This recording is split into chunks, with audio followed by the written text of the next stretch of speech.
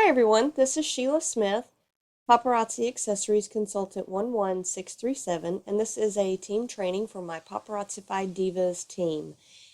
I've already showed you a video on how to create a group on Facebook that you could use as your sales group for selling paparazzi.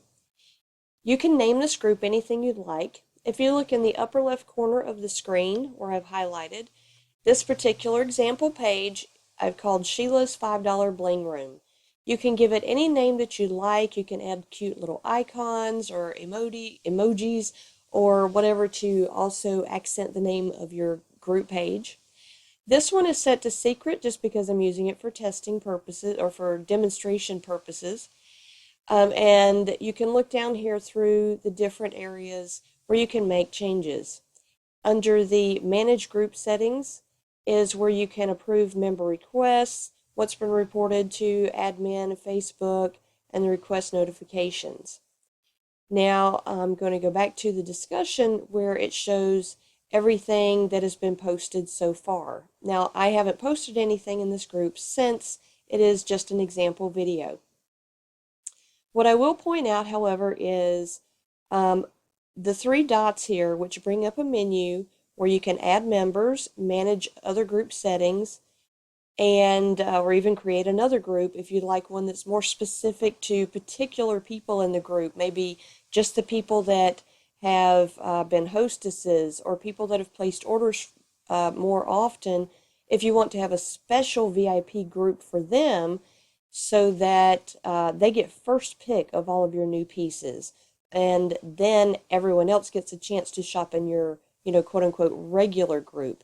So just a few other different options. Now, under Edit Group Settings, you can, again here, change the name of your group right here. You can change this little group icon, although it doesn't really matter what your icon is. As you can look on the left side of my screen here, all these different groups have different icons, and it's just something to express, who you are. I'm not going to change that. I chose a gift for mine because these are awesome gifts. You can also choose a group type. Now, I haven't chosen any group type. I don't plan to. The only one that really has any difference is if you choose the buy and sell trade group. And this does add some features allowing you to put in the price and post them as items for sale. So that is an option. Some people use that, some do not. I've tried it out and honestly don't really have a preference either way as to whether or not it is just a regular group or a buy-sell trade group. That's totally your preference. Now, under description, this is what shows up on the left side of your screen. I'm actually going to go back up here and just exit away from this and go back.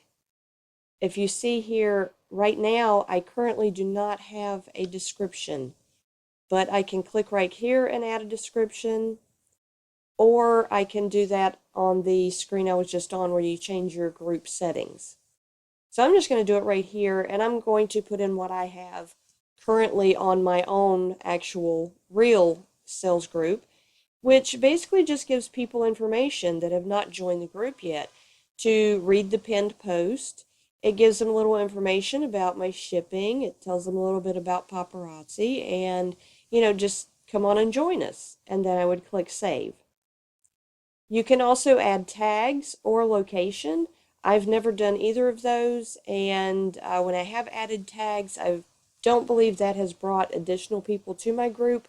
Tags usually, or hashtags, usually, from what I've seen in Facebook, have not had much of an effect like they do in other places like Twitter and Instagram. Location, you don't necessarily need this unless you are focusing on local people, and on Facebook, you really want to be bringing people from all over the country, not just locally. The last thing I want to address is what I have already put on here is my pinned post. As you can see here, I've pinned this post to the top. I leave this post at the top of my sales group page. And again, I have detailed information here on the jewelry, on how things work in the group, that I'll be posting pictures and little information about the jewelry, what they need to do to buy something, commenting sold. When invoices go out, you want to make sure that your pinned post or posts that you make on a regular basis point out to the people in your group what your requirements in your group are. If you have specific days you'll be posting jewelry, specific days that you'll send invoices or mail out packages, what your requirements for payment are, how they will make payments, whether the typical way of using PayPal or Square, things like that. Also, make sure you post your website, giving them the option to shop from there. And also what I have here is a paparazzi checkout form, and I'll click on that so that you can see it as well. I'll do a separate video showing you how to create a Google form so that you can have your own checkout form, or you can just simply have them send you in a private message what your email address is and your mailing address, and just keep track of it that way. By using the Google checkout form, however, I have their information stored in a spreadsheet through Google so that I can access it anytime later, and they do not have to constantly send me this information over and over again. Last thing I will show you is that I just have a generic group photo at the top.